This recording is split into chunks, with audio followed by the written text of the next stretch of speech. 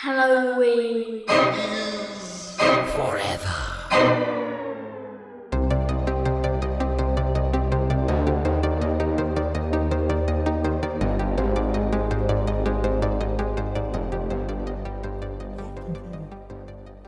I can't on the computer.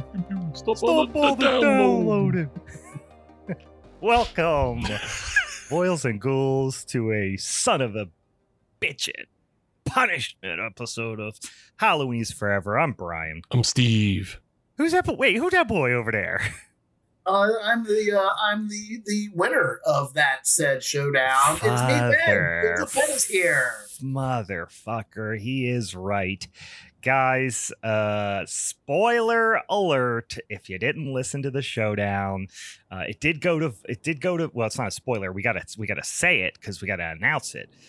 It went to a vote. Our social media friends, listeners, our Patreon supporters voted, and they decided that Ben should take down the least intimidating killers showdown for June. No one's scared of me. Yeah. Willard was a good pick. I maintain that perhaps the rats did the killing, but that is in the past, and I am not bitter about it. No. You shouldn't be, because you came third. Like, not even close. Yeah, not even close in voting. That's bullshit. That was absolute dog shit. Anyway, Ben, he was, I venture to say, kind to us this month for the punishment episode, and he handed down a little flicky from the year of our Lord, 1975. We're going to be talking about The Devil's Reign, and it's probably good for everybody, because if your boy would have won, I was not going kind on this one. It was a hard-fought battle, and I was going to slurp up those tasty spoils. Yeah, I feel like I had some favor to win back. If you guys, you might remember a little movie called The Bigfoot Goes to Hell. Yeah. So ever since then, I've been a little more tactful in my picks. There's more to a punishment episode by just finding the worst movie ever made. Well, you found in Bigfoot Goes to Hell, you found something uniquely just distressing and terrible, and it was somehow a pre-AI movie that you forced us to watch. Just absolute dreck. So yes, the Devil's Reign is comparatively better compared to what you have unleashed on us in the past. Yes, you're welcome. Yep. And I had never actually seen this movie before, and I was listening to another podcast about Anton LaVey, and they mentioned this. I looked it up. It seemed to be a nice mix with a lot of fun facts about it. So thought it'd be fun to talk about. Yep. And it will be. But hold on, pump the brakes. We got some other shit we got to do at the top of the show. First of all, I know we're recording this early in the afternoon on a Saturday, but first of all, I know it is Father's Day weekend. And as a father of offspring, that bestows upon me all the rights and privileges to drink beer all weekend. So that's where I'm at, guys. I'm cracking my first one of the weekend here. I am drinking Pastime Views Czech style Pilsner from our friends at Old Thunder Brewing Company in beautiful Blawnox, Pennsylvania. Let me give it a little sip. I've had this beer at the tap room. I don't know if I've had it in the can yet. Blawnox. Stupid Still name. tasty as hell. Blawnox is a great name of a town to say in a Yinzer accent. My cousin lives in Blawnox, and just saying Blawnox is it's a fun name to say. And there's no way that was the original pronunciation of that town. It's Blaunox, I think. Yeah. And just say it phonetically like that. Blawnox is such a Pittsburgh thing to say. Yeah. What kind of little slippery wet ones might you two be slurping on over there? Oh, I'll go next because mine is damn near what you're drinking. I am also drinking an Old Thunder beer. This is their Boxer 4. This is a collab between those guys and Stick City. I have that one sitting right on. That one's next on the list. All right. It's great. I love it. I picked it up at Stick City last weekend, and it's a pub ale. It's nice and fruity. It's light. It's like 4%. So I've got 2 or 3 of those to crush during this little recording here. Yep, that one's next on the docket for me. I grabbed a whole bunch of stuff from Old Thunder. I also got their collaboration with Totopo. Is their Mexican style dark lager in Mount Lebanon. I don't know what Totopo is, but it is a collaboration of some sort. Maybe that's a restaurant. I don't know if it's a brewery. Yeah, it sounds more like a restaurant than a brewery, or maybe a tea shop. Yeah, even it's definitely not a brewery. Tea shop. Yeah, I'm sorry. The beer is called Soul X. Totopo is the collaboration entity they did the collaboration with. It's a Mexican restaurant in Pittsburgh. Okay. There we go. That's why I hadn't heard of it. But it's in Mount Lebanon, apparently, and this is their Mexican-style dark lager. And I guess I got a whole bunch of assortment of Old Thunder beers here. Oh, okay. What are you slurping on, Steve? I'm going against everything right now because I'm both not drinking Pittsburgh local and I'm drinking Sadie Times. But just a little seasonal blueberry lemon from Bold Rock. The very small operation of Bold Rock. Yeah. That little mom and pop shop out in Colorado. I think so. Something like that. How is it? How's it slurping for you? Yeah, it's fine. Like it's not not overly sweet. So yeah, you just get a nice good blueberry lemon flavor on it. It's not overly sweet, not overly tart. It's a mass produced fruit cider. It's fine. It's fine. Sounds like something good for drinking on. Well, we got a couple other things before we get into this movie. First of all, guys, you might have seen, you might not have. If you didn't, what's the fucking problem? You got to go over to the social medias and help us vote on our showdown topics every damn month. You already missed the opportunity for the July showdown, but we'll be doing that in the coming weeks for August. For the July showdown, the spinny old wheel gave us 3 potential topics. First was childhood trauma. These are not movies about childhood trauma. These are movies that provided us childhood trauma. We had another one, which was trains, just trains. You did not pick that one. I'll spoil it right off the bat. You didn't pick that one, and it disappointed me. We also had the opportunity to vote for supernatural slashers, but childhood trauma took it home. So our July showdown topic is going to be movies about that provided ample quantities of childhood trauma to us. So I'm excited for that because I got a couple of goofy ones that I could potentially throw out. But we have an extra episode here this month in June. So next week we'll talk about what those selections are going to be for the July showdown. Ben, any movies that provided you with childhood trauma that traumatized you as a child that might? I know you mentioned, I think, Child's Play in the past. Yeah, Child's Play was a big one for me, and that was probably my number one. I remember not putting my feet down on the floor and being scared of what was under my bed for a long time. Yeah. And that's really all that comes to mind as far as childhood trauma is concerned. But it was Chucky, and even now, my wife can't see Chucky on the TV. Like that's not allowed to be in a queue on Tubi. That is not allowed to be anywhere. I can't send her memes with that face. Nothing. So interesting. Chucky in this house is number one by far.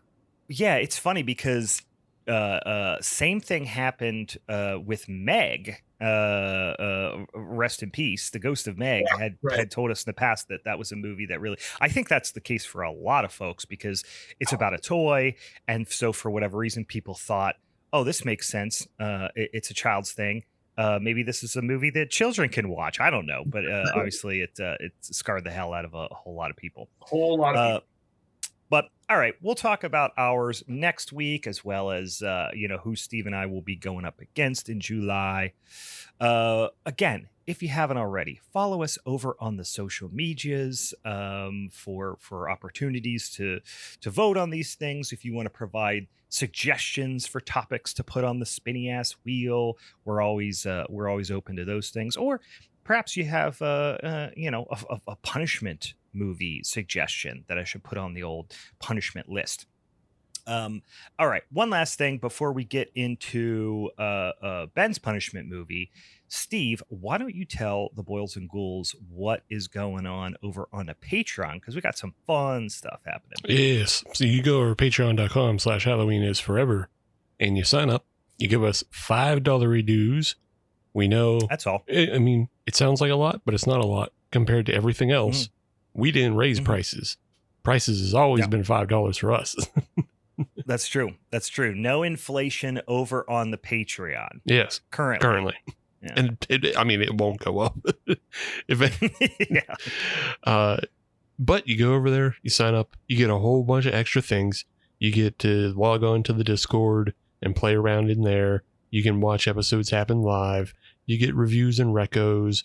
I was doing write-ups about that new TV show, Widow's Bay, on Apple TV. I don't know if either of you guys have watched that show yet. Nope. Excellent show. I think you'll both love it. But I don't know if you guys have Apple TV. That's the thing. Nobody has Apple TV. I sure don't. Yeah, I sure don't. Nope. Apple continues to hide the very best TV that you can watch. But behind a massive paywall. Yeah, so I don't know. Figure out a way to watch it because it is basically like Parks and Rec in a Stephen King novel. So, but they balance the horror. Oh, this is the one where they live on the little island and they want to open it up to tourists, but all the terrible things happen and all the locals think that everyone's going to die if they come there. I did hear about this. Yeah. I have not watched it, but I've heard very good things about it. It's awesome. It has Stephen Root in it, and he's fucking great all the time. And it has there's an appearance by Hamish Linkletter of Midnight Mass.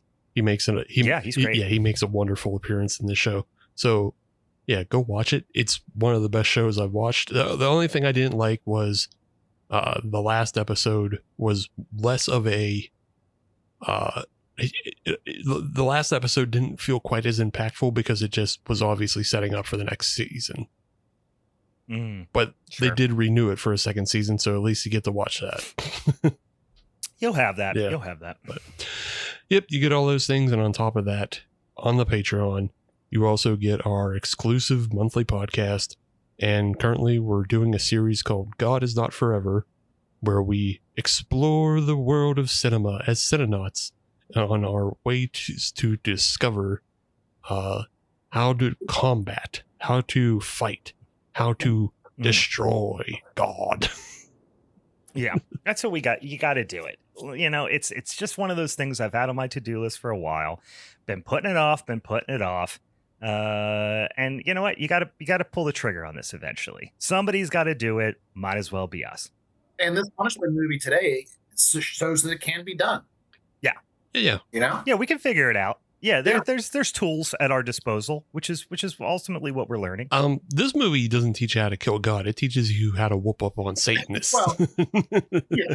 True, but it does show you some of the powers and vulnerabilities of Satan. People's belief in God sometimes isn't as strong as they think. So it's a good. We could probably learn something from this. It's not going to be part of the series, but we can learn something about this. There's small lessons here. This is like supplemental reading. Yeah, sure. But yep, $5, patreon.com/HalloweenIsForever. Do it. Check it out. Give us your sticky, dirty little monies. All right. I think that's all the things we got to do. Let's get into talking about, like I said, this here punishment movie that Ben bestowed upon us, The Devil's Reign from 1975. You mentioned, which I assume you're listening to the last podcast on the left, because I know they were been doing a series on one Anton LaVey, whom does show up briefly as a cameo, but he has a mask on in this movie, and he was the quote unquote satanic technical consultant on this movie, because there is gratuitous satanic ritual scenes. So he was obviously the person that gave him some tips about how to make this, I guess, believable. I don't know why that's terrifically important, like anybody would notice the difference, but if you're listening to that series over on Last Podcast on the Left as well, you know that Anton LaVey was just desperate starfucker. So he just really wanted to be around celebrities. He wanted to be in the movies. He wanted to be recognized as some degree of celebrity, and this was a stepping stone for him to try to accomplish that. Any other rationale behind this movie? Oh, like why it was made? No, why you picked it? No. Why you picked it? Oh, why I picked it? Yeah. Really? I just wanted to be nicer to you guys. I still haven't listened to that Bigfoot Goes to Hell episode because I'm scared. Yeah. My friends did and told me I should not listen to it. We were cussing you out the whole time. A lot. Yeah. So this was just a kindness. Yeah. Ernest Borgnine's in it, and he was from my movie Willard. Yeah. And I think I'm trying to think what other movies I had. Rawhead Rex was in the running for that, and Alien Nemesis was another one. So between those three, I ended up on Devil's Reign. Well, we had done Rawhead Rex in the past. Oh, good. All right, perfect. Yeah, we did an episode on Rawhead Rex, which was listen, you have me at Eldritch fuck monsters. Yes. But this one is fun. It's directed by Robert. I think his last name is Fust. Is how it's pronounced. I don't know a lot about him aside from he directed the Dr. Phibes movies, which are obviously a famous role by the great Vincent Price. He has not an enormous amount of credits. He did a movie called "And Soon the Darkness," which is a great title. I did not see that. I think the only ones I've really seen are the Dr. Phibes movies. Anything else, Steve, jump out at you on the list of directorial credits for old Bobo? Only because we had talked about when we did the Vincent Price episode, we talked about obviously you wanted to possibly do the Dr. Phibes movie. But we also talked about how in my movie, Theater of Blood, it co-starred Diana Rigg, and she was Emma Peel in the Avengers. And this guy has also directed a bunch of Avengers episodes. Ah, very good. Very good. Yeah, some TV credits in there as well. He did apparently a version of Wuthering Heights from 1970. He did Revenge of the Stepford Wives from 1980 with, I'm looking at the poster here. Yeah, it's got Don Johnson in it. It also has a person on the poster that looks suspiciously like Scott Baio, but I do not believe it is. I think it is a young Don Johnson, but just the way his head is positioned and he's like pursing his lips, he looks like Scott Baio. But now that I'm looking in the credits, it is one Don Johnson. Yeah, that's about it. Oh, there's another one on here that looks a little saucy. There is 4 reviews, does not say how long it is, but it's called Aphrodite, and it looks like softcore porn. Yeah, sexy. So apparently we can officially refer to him as noted pervert Robert Fust as well, because he did do at least a little bit of softcore porn. The cast in this movie, The Devil's Reign, that is the strong suit for sure. You'd mentioned the aforementioned Ernest Borgnine, who we had in Willard as the treacherous Mr. Morgan. We get barely shows up, but we get Eddie Albert of Green Acres fame, right? Who is he?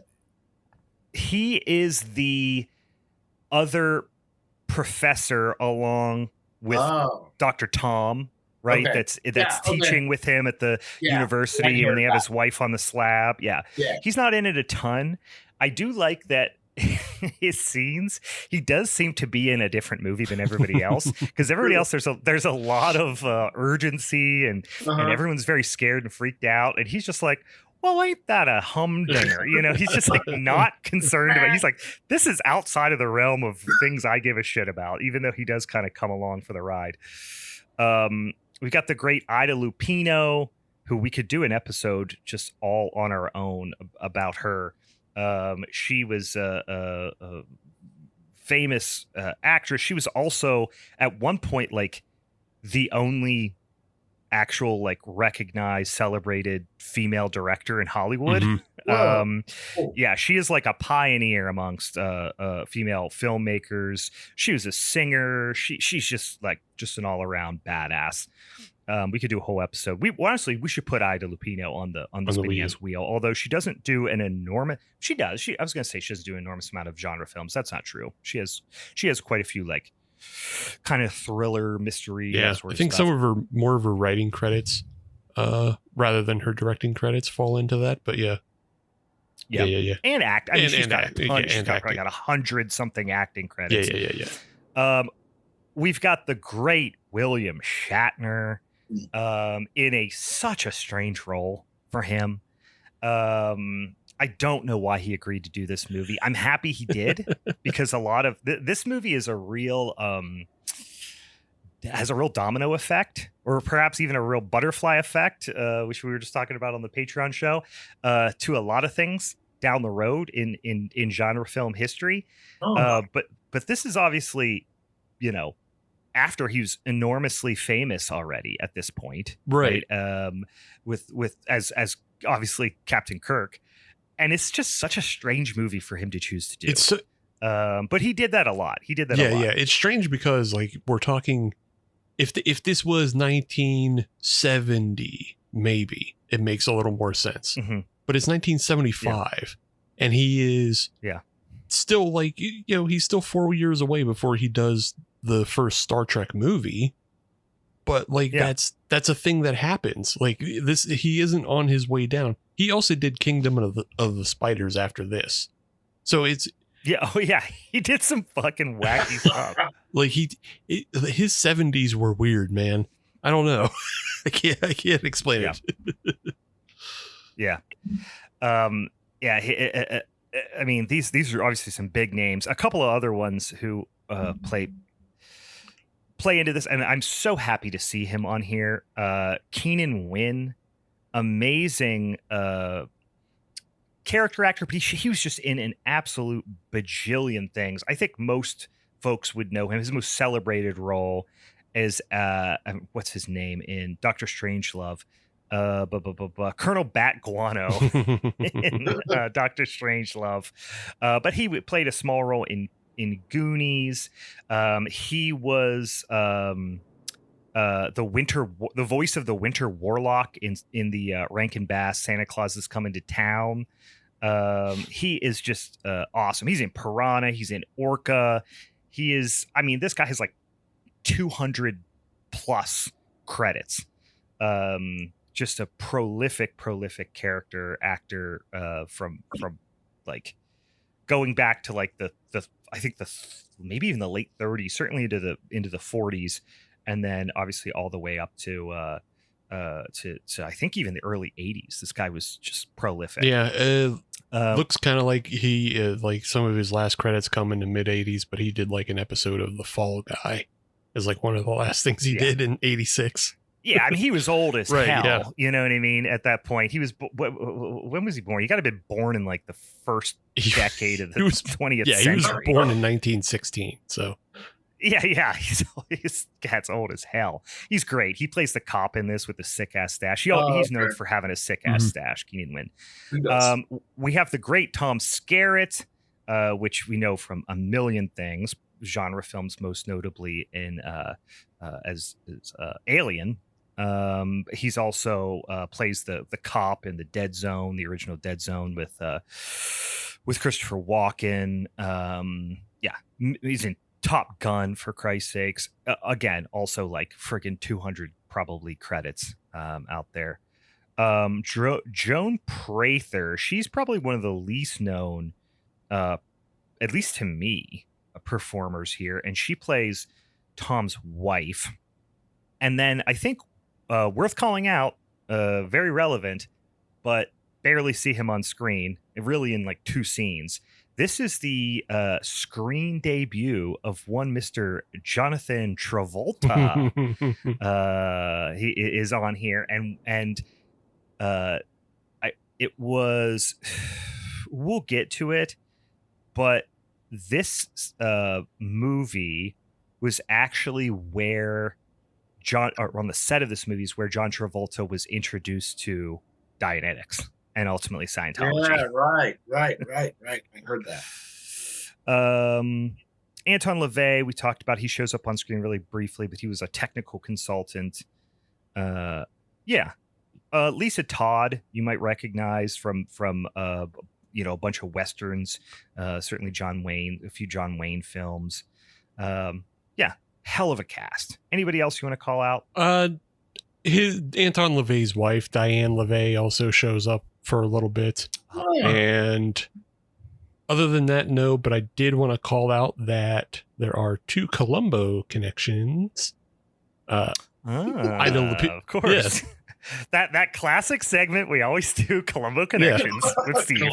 I just wanted to point it out because both Ida Lupino and William Shatner appear in 2 separate episodes of Columbo, playing different characters. William Shatner has twice played a killer on Columbo. One of those episodes is very funny because he is playing an actor and is dressed in a blue jumpsuit, which is very similar. Like, you essentially look at a very early Michael Myers because he's wearing a blue jumpsuit like Michael Myers, and obviously he was the original face mask of Michael Myers. Oh, that's going to come up very much later in this. Yes. And I'm trying to think. I can't remember, but I think Jamie Lee Curtis is also in that episode with him, but I might be wrong about that. Oh, I just know for sure Jamie Lee Curtis, William Shatner, and Donald Pleasance all appear in Columbo at some point before Halloween. Well, another Columbo connection, although not the Columbo TV show, this film, The Devil's Reign, was distributed by a company that was a front for the Columbo crime family of New York City. And this was this film. I forgot to write down the it's a distribution company, a quite prominent distribution company, I think, that distributed the Texas Chainsaw Massacre and some other Deep Throat. And this movie was basically made to launder money that was made from the distribution of Deep Throat. So and then it, I think, a few years later just kind of quickly went out of business because obviously it was a money laundering front by organized crime. But this movie was funded by the mob, and which was not terrifically uncommon around this time. But it does explain why this story has some holes in it that they really had to make this movie make sense in the editing room. I think they had a Herculean task in the editing room to make this movie make sense. So it's about the Preston family, and Shatner is the son of the Preston family, one of 2 sons. We get introduced to, they're having some issues with this guy named Corbus. And boy, do I love saying the name Corbus. It just reminds me of 2 things. One, a character of a very similar name in Stardew Valley. But also, it just reminds me of when we used to call COVID like Crovid and Krobus and Corvid and all that stuff. So I feel like I'm saying that every time, but they're having a real issue with a guy named Corbus. I'm sorry. And I'm going to say that like 10 times. They are essentially under siege for some reason from Corbus and people associated with him. We don't know much about him at this point. The guy, Shatner's dad, mom and dad are there. The mom's all worried. They don't know where the dad went. Then the dad shows up. Some bitch has no eyes. This is a gag we'll see over and over again, where a guy or where men, women, a bunch of people basically they do these like half mask prosthetics, and then they have just like black, like almost puffy eyes. Imagine somebody looks like they had like an extreme version of like pink eye, but instead of their eyes being all red, they just don't have eyes. It's just like black. Yeah.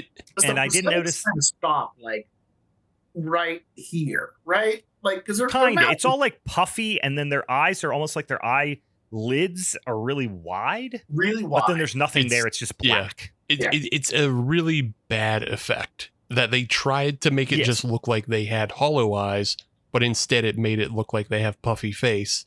And it turns everybody into Zeke the plumber from the Salute You Shorts episode. 100%. God damn. I'm wondering. I can't believe I didn't make that connection. Yes, they all look like Zeke the plumber. And it's funny because in the like, if you get a better version of this movie, you can 100% just see like the fabric. The black fabric that they're looking through. But I'm we on a shitty VHS copy, it probably looks quite effective. Dad also he got no eyes, and he starts just melting into goo, which is again it's another theme we're gonna come back to. We know Krobus wants a dang book, and Captain Kirk is like, I'm gonna take my gun, I'm gonna take my amulet, and I'm going to go face off against Krobus and talk about this book. We don't know what the book is. We don't know who Krobus is. And we're kind of led to believe that this has happened like maybe before. The mom is kind of, she knows, she said it always starts with rain. It always begins this way. So it seems like this has been going on for a while. Yes, they are. They are, for some reason, this is an ongoing feud between Krobus and his whatever group and the Prestons. Yes. For some reason, Krobus is kind of set up shop in a deserted old West Coast town. It's never really explained why. Yeah.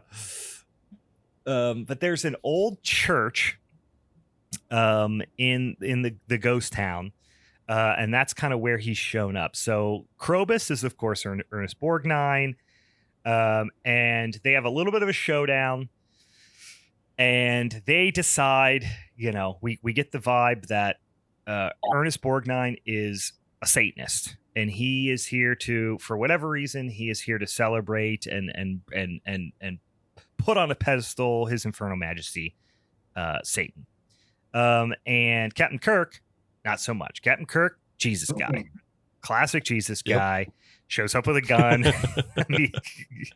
That's like the most Christian thing you can do. Show up with a gun. It fucking rules. Because he's just basically like he was challenged to a point. He's like, Ernest Borgnine's like, I'm going to bring you into this church and you have to resist all of my wiles or whatever. Yeah, we're gonna have a pretend off. Exactly. We're gonna have a pretend off in this church, and then. Yeah. Fucking Kirk whips out a gun and just shoots a guy, and he's like, "Is that your faith?" And he's like, "Yeah, my faith is in yeehaw. This is Texas."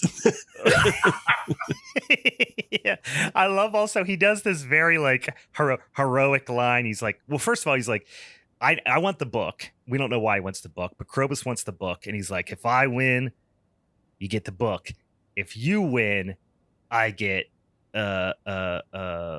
your fucking soul, basically. Yeah, right? It was, if I win, I get my family back. And if you win, you get the book. And then Ernest Borgnine's like, yes, the book. And then he's like, and you. and your greasy ass. Ernest Borgnine fucking rules in this movie. He does. He rolls in every movie. He plays it so lightly and kind of, he's like maniacally happy the entire time. He's grinning, wide-eyed. Yeah, it just seems psychotic. His outfit is great at this point. It's like a Santa. It's like a red suede velvet Santa thing with black boots and red tights. Yeah. It's awesome. I do have to jump back though, because there is when at the house and they break into William Shatner's house and kidnap his mom, and there's that other old guy and they stab him a bit. And it's just an old prospector that they hang by his feet. It's like a maid. It's like the oldest man nanny ever. Man nanny, groundskeeper, whatever his deal was. I don't know what the fuck he was doing there, but he gets strung up and stabbed and everything. Shatner takes him down and is cradling him, and he lets out a Corbus, and it's like, holy shit, he's doing Khan like however many years before Wrath of Khan.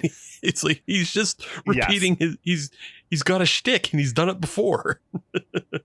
He is Captain Kirk in this as well. Like whenever he does the line where he shows up to the Wild West town to face Corbus, he's like, I'll face whatever's behind those doors and I'll come out exactly the way I came in. And he's like pointing at him like in this very dramatic fashion. It's just such a Kirk, such a Kirkism. I mean, all of his line deliveries are very Kirk, but even the when he's like drinking from the shitty well and he's like tasting it, he's like, it's bitter. Like it's the same way Kirk would like discover things on a new planet. It's just like 100%. I don't know. It's wonderful. Yeah, it's so fun. I love William Shatner. He's fucking magical. So they go inside the church and there's a whole satanic altar and everyone's in garb and all this stuff. You start to see there's basically these like druid looking, satanic cultists. His mom is there and she is not doing good. She's got Zeke the plumber face, the blacked out eyes. Also, he shoots the one Satanist. One thing to call out right away, which isn't talked about enough in this movie, all the Satanists, their blood is cum. I don't know why. They're full of Nickelodeon. Is just like it's well when they melt, but even when he shoots them, sometimes you're right. Sometimes he shoots them, it's more like green. Other times he shoots them and it just looks like straight juice. It's just all kinds of various like not bloods, and I didn't know how to exactly read that. Are all of these husks like homunculus? Like they're not actually people, but yes, that's what I took it as. But we see that like actual people get turned when their soul gets stolen, so you would still expect them to be full of blood. But like, the dad melting in the rain is like a homunculus thing. I don't know. Yeah, it's a far from perfect movie, so I'm not going to try to like dissect what I think it is they're dead and their souls are gone and they're reanimated corpses of the people that used to be there, but their soul is gone, so they're just reanimated corpses, and to stop them from decomposing, they use homunculus Play-Doh or whatever. Like that's what I'm assuming. I'm giving this movie a lot of credit because I do not think they thought that much into it. But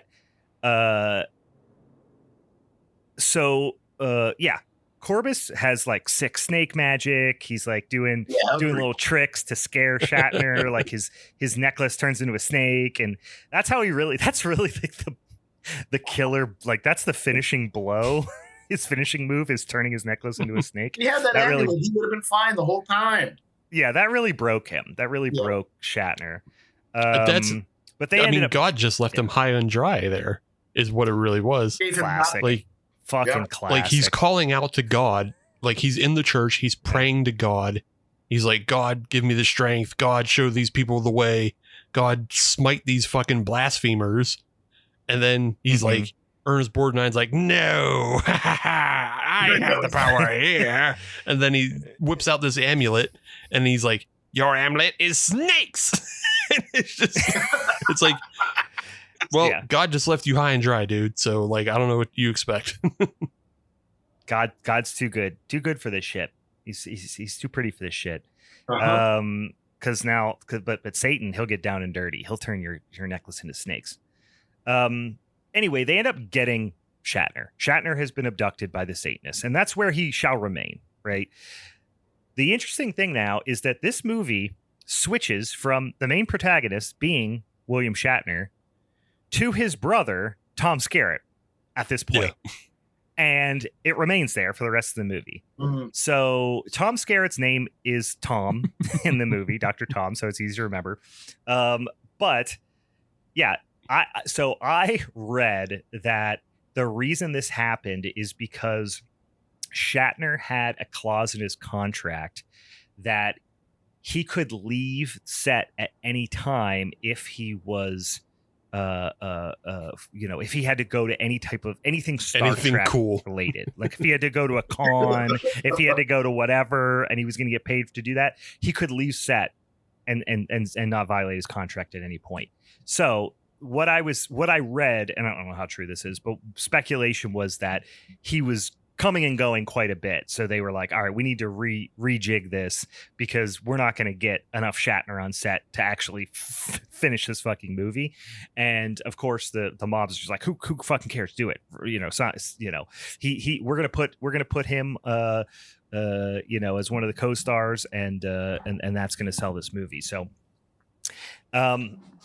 we get introduced to Tom Skerritt's character, which again is Shatner's brother, big city doctor brother, who has a wife who I guess has ESP powers. Some kind of I don't know why. Yeah. Doesn't need to be in this movie at all.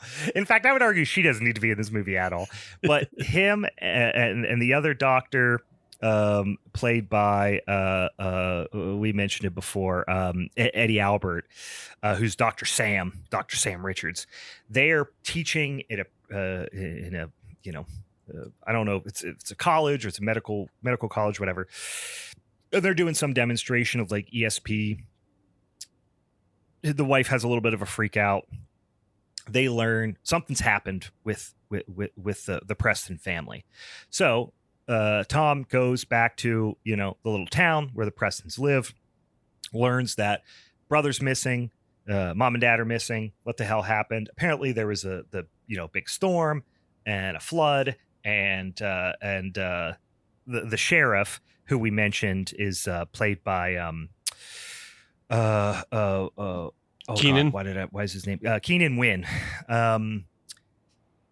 Has a fantastic mustache. I love every second he's on screen.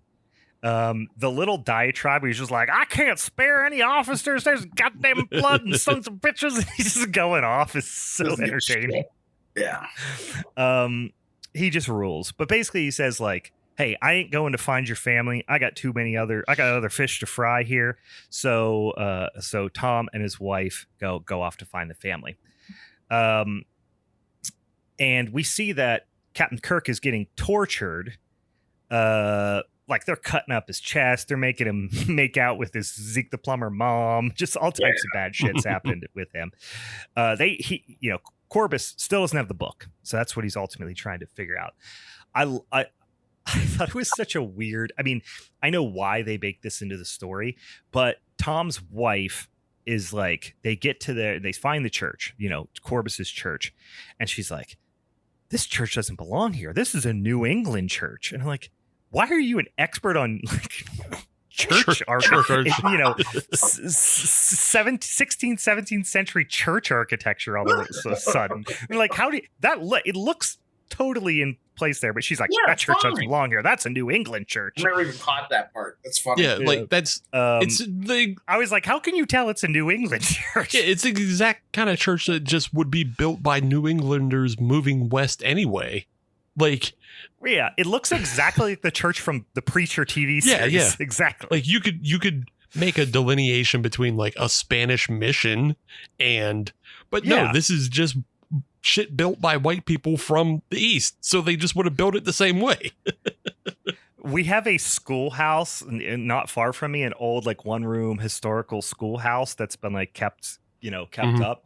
It looks exactly like this. It's just an all purpose fucking building.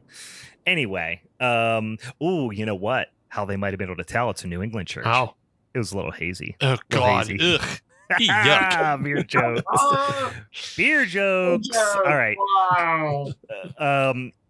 The ESP wife has a flashback about essentially why she cares that's a New England church. The Prestons and Corbis were part of the same. They go way back to colonial times, and the Prestons were responsible for burning. It's essentially the plot of Hocus Pocus. Corbis was a Satanist way back in the whatever Puritan settlement that they had. Yeah, in Pilgrim times, and they burned Corbis, and Corbis vowed to come back and curse the Preston family for all eternity. So that's what he's doing. The way they get the wife out of the picture is so funny, because they're like, Tom's like, I got to go find my brother Captain Kirk. And she's like, I'm fucking off, which is the right thing to do, right? I'm fucking off. Absolutely. She gets in her car and takes off. She's driving down the road in like her giant, 70s, station wagon that weighs like 4 tons. She's going a very slow speed, and all of a sudden the Zeke the plumber mom pops up in the back, causes her to hit the only tree within a mile at exactly 12 miles per hour. Yeah.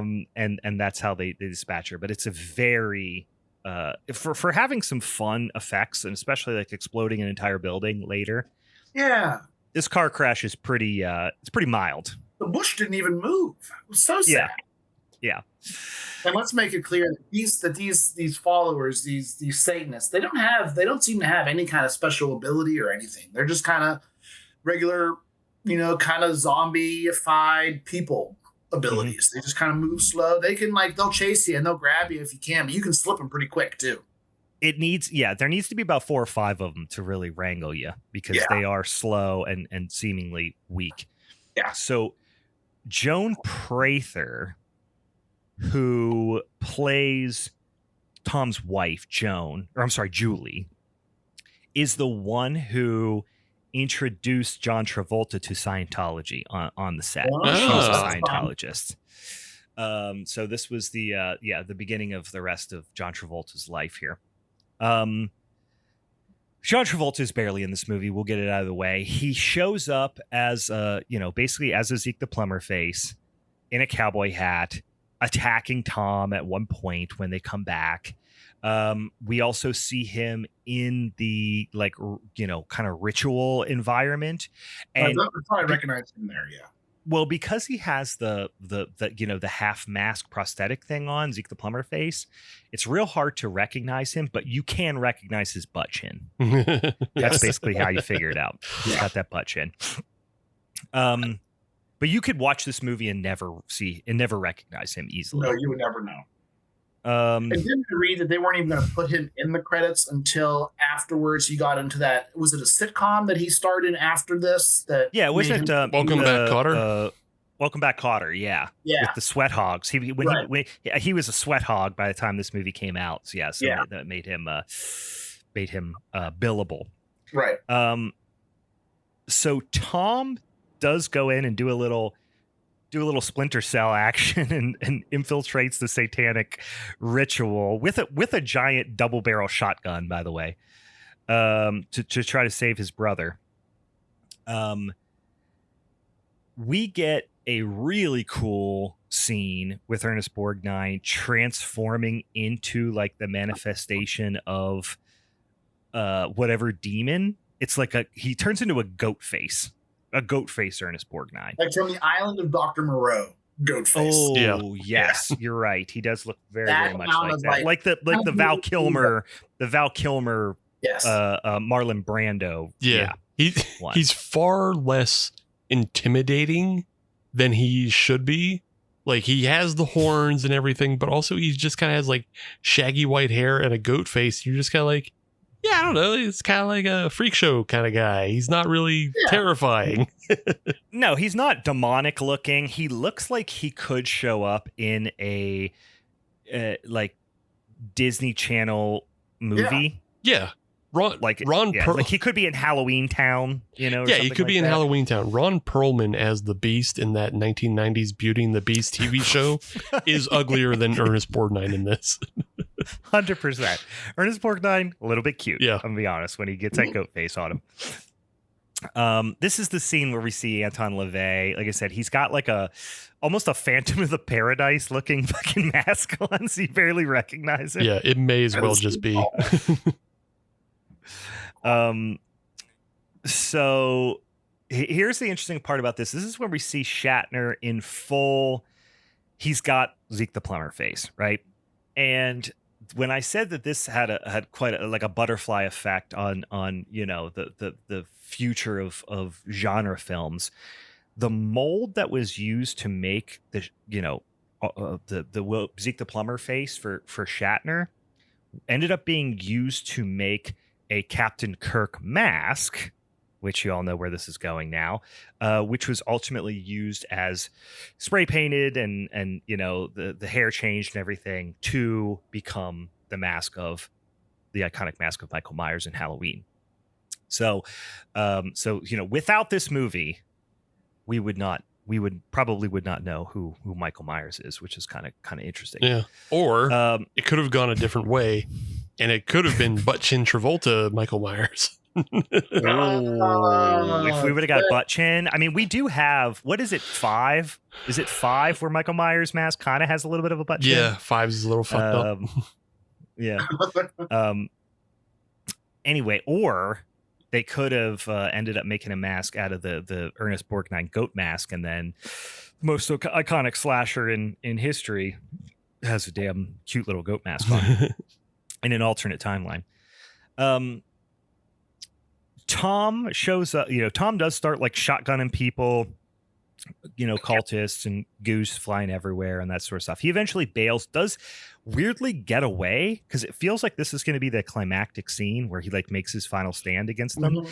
But no, he just bails. He gets away. And then we have him and Dr. Sam, right? Yeah, that was the Sam. Yeah. Dr. Sam, this is where they're just kind of like, you know, waxing poetic about what might be happening and with the book and the term the Devil's Reign. They're not really sure what it's alluding to, but they see that the book, they open up the book that Corbus is after, and it has essentially determined, it has all the names of all the people who have sold their soul or lost their soul to Corbus over the years. And I guess Corbus needs that book to deliver said souls to Satan. Again, convoluted. Sure. Satan doesn't work without receipts, Brian. Apparently, he needs Satan. Unlike the Columbo crime family, Satan likes a paper trail. Mm-hmm. What we learn is that the Devil's Reign is essentially a big... It's the equivalent of the containment unit from Ghostbusters, but in the form of just a big Fabergé egg. That's what it is. So it's where all the souls are kept in this like little this, you know, I don't say little. It's probably 2.5 foot tall by, you know, 1.5 feet in diameter. It's got little legs, but essentially it looks like a big Fabergé egg with a TV screen on it. And inside you can see like essentially like it looks like from some of those weird made for TV versions of A Christmas Carol from like the 60s and 70s, where you just look in the screen. It's like they're just all like, oh, weird damn souls, you know, on the inside. So Tom and Dr. Sam go in, and they're like, all right, we're going to, even though Tom has the shotgun, he decides to get the jump on them like ninja style, like jump down off this ledge. And works terribly. They're quickly captured. And then Dr. Sam, in maybe the funniest scene, has this basically picks up the devil's rein and threatens to break it. He's like, "Don't come any closer. I'm gonna smash this thing." And then they just they're like, "No, you're not," and they just put that down. Yeah, yeah. They like a kid holding something breakable. They're like, "No, give it." They just take it away from him, immediately restrain him.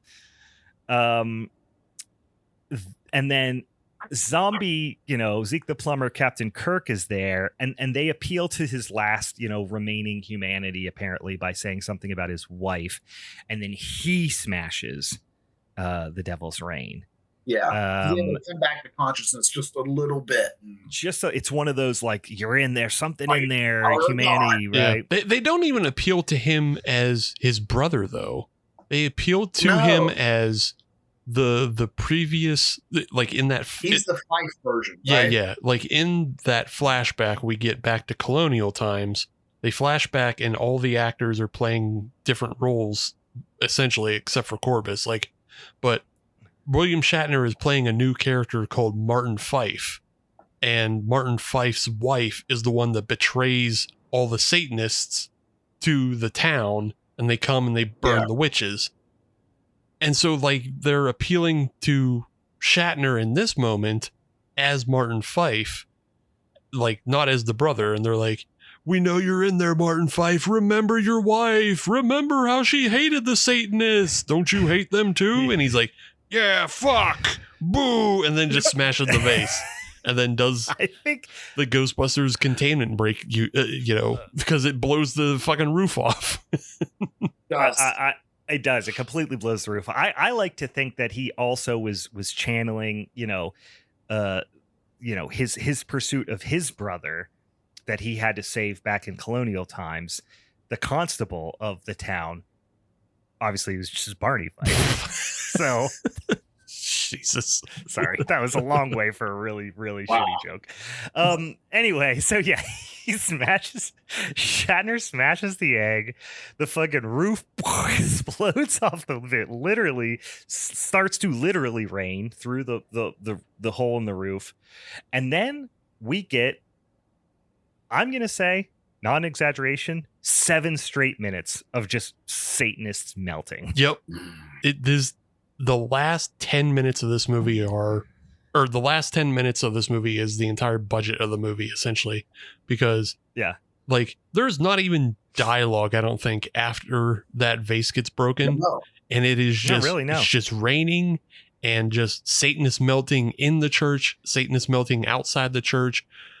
The church blows up because Ernest Borgnine falls in a hole. Like, it's just melting and explosions and fire, and it's like, God damn, that is a lot of money to expend for this. I mean, it's just this. It's the last 5 minutes of the movie, and it turns into street trash, right? Everyone's just melting and like gooing. Various degrees too. Like, slowly, as the more they melt, the more you can kind of see like tendons and bones and those kind of things. And at one point, there's a couple Satanists trying to hold hands, which was really gross. Mm-hmm. And some of the melt is like pushing out, others is kind of falling off. Ugh. Yeah, the eyes. A lot of people's like eyes seem to be melting first. Yeah. That's where the press seems to release a lot, is the eyeballs. Yeah, they're melting from the eyes, and then like Ernest Borgnine melts, and like he's in his goat mask makeup, but then they have that was pretty. That was cool. Like, they had a melted version of that, and his eyeball falls out, and so he looks like a pug dog trying to push his eyeball on Tom Skerritt. He's like,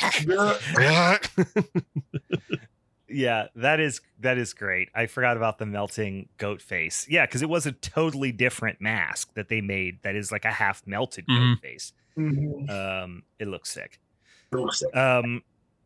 Yeah, that might be one of the single most interesting like still images is melting goat face. Yeah, this movie is full of like interesting photography sometimes. I don't know, overall the movie's it's boring, I think, and it's kind of put together not correctly. I don't think it was edited in a good fashion. There's a lot of things that make this not a great movie, but there's a lot of things that make this an awesome movie, just for the things that they do put in it. And it's just, but like Tom Skerritt's character is the most hilarious, ineffectual, but still proactive protagonist because he's easily captured. He doesn't overcome anything really. He has a small hand-to-hand fight with Ernest Borgnine, and all Ernest does is put him in the fucking Kerry Von Erich Iron Claw, and just like he instantly beats him in the hand-to-hand fight. Like there is no triumph in Tom Skerritt's character ever. I wrote down in my notes during that scene, it sounded like Tom made a sound like he was going to have an orgasm he didn't want to have. Yeah. Couldn't help it, but it's coming. Yeah, he launches him. I mean, Tom Skerritt, that is always just launching himself into danger, like throwing himself like he's his own human shield into scenarios, but is completely ineffectual. Yeah. You mentioned the whole church explodes. We do get an entire exploding building, explodes into a fucking fireball. It's very cool. And then in the final twist, the final climactic ending, Tom and his wife shows up, who had bailed earlier and then also wrecked into that small tree, walks up to him and he's like, oh, there's his wife's there. Hey, big hug, triumphant hug, spin around to see the wife's face. Just kidding. Wife is Corbus now. Yeah. And we get a big Ernest Borgnine grin. Well, and then also we then cut to, we see his wife, who is inside the Devil's Reign now. So her soul has been captured, apparently. Like she's banging on the glass from the inside kind of thing. Yeah. Yeah. Somebody got a new one, even though we just destroyed it. I don't know. Yeah, you just destroyed it. So my question is there a second Devil's Reign, or is it somehow still intact because we saw Shatner break it already? Yeah. I don't know. This is another one of those, don't try to read too much into it because it doesn't make sense. Like, they do a ceremony with Julie earlier in the film. And it's a ceremony kind of similar to the one that he does to Shatner. So, like, I guess maybe he's planting the seed to inhabit her body or whatever. But, like, why doesn't that body melt in the rain? When does he get the transfer over? Like, because we see his hand reaching up out of the well, and then the church explodes. And so are we to assume as soon as that church explodes, he moved his body into her body, but then her soul was in the devil's, and then where's that other new Devil's Reign? So it's like, why ask all these questions and just go, you did a twist ending on your silly movie. You did it. You did the thing at the end. Wow. It's everybody's. Yeah. Listen, I am actually in support of the fact that a good twist ending, as long as it's surprising, doesn't have to make sense. I'm not in support of that, but okay. I am in support of it. If it's impactful, it doesn't necessarily have to make sense. If it's absolutely egregious, then like, oh, okay. But I don't think this is egregious. They could have had another Devil's Reign. They could have had another means by which to secure souls. I'm not mad at this, especially because, like you said, it is just genuinely a dumb movie, throughout. So dumb movie, and then one more dumb thing happens. I'm not like, you've lost my trust, movie. No. In the first point. Yeah, exactly. Yeah, I'm there with you on that. Like, it never had my trust or anything. Because the other thing they do is they've telegraphed it all the way to this point, because it's in the first visions that Julie has. Like, she has the visions of Ernest Borgnine and herself trapped banging on a wet window, and that's what that's what leads them to the desert in the first place. And then they do it again when she is when they're doing the ritual between her and Ernest Borgnine. They show you flash forwards again, and it's like, yeah, you don't have to telegraph this. We know something bad's going to happen to her. Like, we already established that. So sure. Yeah, it's a dumb movie. It's not worth like expending the brain power on. but there are still very cool things in this. This is a perfect movie to remake because it has a lot of cool things about it. But if you just made it a better movie, it would be awesome. Because like all this like American Southwest and desolation is great for the photography. I don't know if the director was trying to do like a John Huston or something with there's a lot of like spectacle in the landscape that he films. And I don't know if he was like doing John Huston shit or was like look at this vast expanse I have at my disposal. And it's like, look how I think they just, for some reason, he had a buddy who owned this old shitty prop town in the middle of the desert and was like, we got to use this. I think it was all filmed in Mexico. It was, yeah. So yeah. Yep, it was filmed in like a pretty remote area of Mexico, like a fucking hours from nowhere kind of thing. Yeah, Durango, Mexico. So, Durango. Yeah. So there's a lot of cool landscape and there's a lot of cool like photography to this, and there's like cool effects with 7 minutes of melting Satanists. That's cool. But it's just like, I don't know, make your protagonist not a fucking doof, and you like don't switch protagonists so much, and don't throw in a flashback that could have been a cold open. And that would be better. You're right. Yeah, the switching of protagonists was rough. I get it that like you did come back around and you had Shatner later, and you know, and ultimately the kind of big I don't say climax, but the big like moral decision to smash the Devil's Reign was on Shatner. But it did seem quite an about face to go from this character that you've kind of learned to like care about and like root for with William Shatner, and then all of a sudden you're like, oh, he's fucking gone. It's Tom Skerritt now. With his weird shit, like looks like he cut his own hair.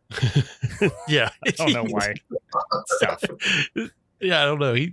Tom Skerritt looks like a fucking drunk in this movie. Like I don't know that he is or was or like but he looks fucking like just some hippie bum they got off the streets, and he is not cleaned up. You know, again, this is also 4 years before he did Alien, so yeah, they didn't get him put together or anything. He was just some kid bopping around with a mustache doing shitty movies. Yeah. Well, guys, that was The Devil's Reign. That was Ben's punishment film for the June showdown. Remember, next week we have an extra episode, so we'll talk about our movies for childhood trauma. But if you have suggestions, send them our way. Slide into the old DMs on the Instagram, on the Facebook, on the Blue Sky, whatever you're doing out there, and we'll take suggestions. Now, this topic a little bit of a personal choice, because we're picking movies that you know were traumatic for us. But if there's one that was particularly traumatic for you, we also would love to talk about that, and maybe it'll remind us of something that traumatized us as well. Anything else, boys, before we wrap up this here punishment episode? No, I'm happy I was able to bring a movie that didn't cause anyone too much pain. It provided us a lot of great discussion. There was a lot of good points, and there were some bad things. So was it fun to watch? Sometimes. Yeah. Yes. Yeah. It has its moments. Yeah. It's its moments. And that's what I was looking for. So I'm glad it all worked. Yeah, it's a good get high to film, you know? Yeah. Yeah. I did have one note that I got glossed over, but I in the flashback scene, when the wife comes with the town to confront the Satanists and Ernest Borgnine comes out, you know, he is pissed and he grabs the wife up and backhands her, and it sounds like he calls her a slut for betraying them, but it sounds like he says slap when he hits her. So just like, yeah, just, I don't know, rewatch that again and just like see if you hear it. Because it sounds like when he backhands her. Yeah, it's like the Dave Chappelle sketch, but it sounds like he backhands her and goes, slap! Oh, the 1970s, you guys. All right. Well, thanks again for joining us. One final reminder, go check us out over on Patreon. You can join us in the Discord here as we record live for all the episodes. We'd love to have you join us. And for the Halloween is Forever crew, I'm Brian. I'm Steve. And I'm Bigfoot Ben. Thanks, Ben. And I'm Zeke the Plumber. Bye. See you guys.